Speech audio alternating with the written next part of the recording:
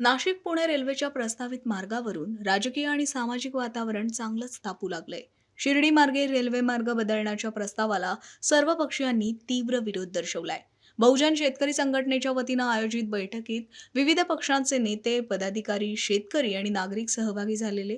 या बैठकीत नाशिक सिन्नर संगमनेर सरळ रेल्वे मार्ग कायम ठेवण्याची मागणी करण्यात आली आहे. तर शिर्डी मार्गे मार्ग बदलण्याचा निर्णय झाल्यास रस्त्यावर उतरून तीव्र आंदोलन करू असा इशाराही देण्यात आलाय.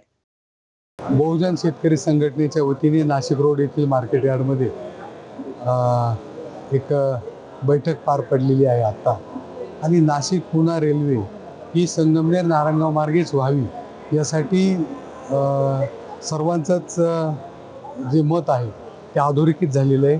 या बैठकीसाठी खास करून आदरणीय आमदार सीमाताई आणि आमदार सरोजताई या दोघी हजर होत्या आणि त्यांनी सुद्धा तेच मत मांडलं. सर्वच लोकप्रतिनिधी, सर्व नगरसेवक, नाशिक रोडचे, नाशिकचे जे जे उपस्थित होते त्या सर्वांचंच म्हणणं तेच आहे. आणि त्यासाठी काय करायचं हा विषय घेऊन आजची बैठक झाली. सर्वच लोकप्रतिनिधींनी असं सुचवलं की आपण दिल्लीला एकदा केंद्रीय मंत्र्यांशी भेटू. तर 20 तारखेपासून अधिवेशन सुरू होतं आहे. 20च्या नंतर मी त्यांची मंत्री महोदयांची वेळ घेऊन हे सर्वच लोकप्रतिनिधी जर दिल्लीला आले तर आपलं मत काय आणि जनमत काय हे मंत्री महोदयांपर्यंत पोहोचेल. या सर्व रेल्वे लाईनला 50% राज्य सरकारचा निधी आहे आणि 50% केंद्र सरकारचा निधी आहे. त्यामुळे राज्य सरकारचाही निर्णय अतिशय महत्त्वपूर्ण आहे. दोन्ही सरकारांनी मिळून लोकभावना लक्षात घेऊन निर्णय घ्यावा आणि नाशिक पुणे रेल्वे मार्ग हा नाशिकपासून सिन्नर, संगमनेर, नारायणगाव या मार्गानेच व्हावा यासाठी आम्ही सर्वजण एकत्र आहोत. गरज पडली तर आंदोलन करू अशी सर्वांची भावना आहे. आम्ही सर्वजण बरोबर आहोत. लोकप्रतिनिधी, लोकांचं जे मत आहे तेच आमचं मत आहे. आपण सर्वजण मिळून हा मार्ग असाच व्हावा यासाठी प्रयत्न करू.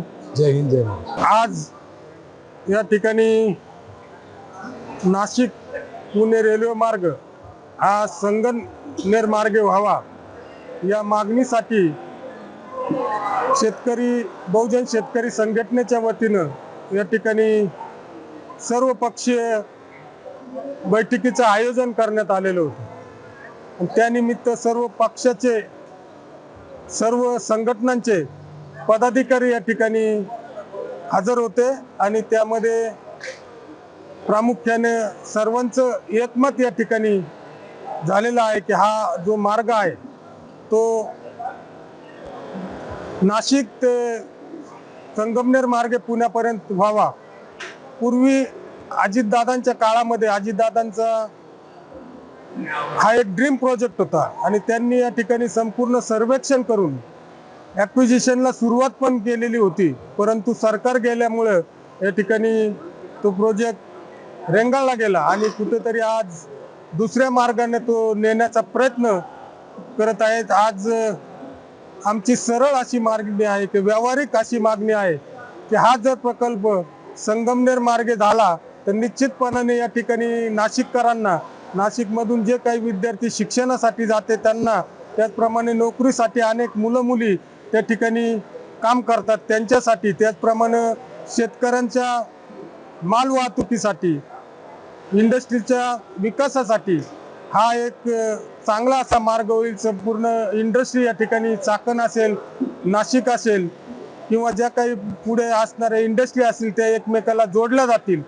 निश्चितपणाने हा खऱ्या अर्थानं व्यवहार्य मार्ग या ठिकाणी आहे आणि त्यासाठी आज आमचे अशोकराव खालकर असतील, रमेश आवटे असतील, त्यांचे सर्व सहकारी असतील, त्यांनी या ठिकाणी पुढाकार घेऊन या ठिकाणी सर्व पक्षीय बैठकीचं आयोजन करून अतिशय चांगला असा निर्णय या ठिकाणी घेतलेला आहे. पुढच्या काळामध्ये जर शासनाने या ठिकाणी दखल घेतली नाही तर निश्चितपणानं सर्व पक्षीय बहुजन शेतकरी संघटनेच्या वतीनं सर्व पक्षीय आंदोलन या ठिकाणी, रास्ता रोको असो, रेल्वे रोको असो, हे केल्याशिवाय या ठिकाणी या परिसरातील कार्यकर्ते शांत बसणार नाही. मी या ठिकाणी आज जे काही लोकप्रतिनिधी, त्याचप्रमाणे वेगवेगळ्या क्षेत्रातील मान्यवर त्यांनी या ठिकाणी येऊन जे मार्गदर्शन केलं त्यासाठी बहुजन शेतकरी संघटनेच्या वतीने त्या सगळ्यांचं आभार मानतो. पुढेही आपण सगळ्यांनी या कार्याला शुभेच्छा द्याव्यात. आपल्या शेतकरी संघटनेबरोबर राहू अशी सगळ्यांना विनंती करतो. थांबतो. जय हिंद महाराष्ट्र.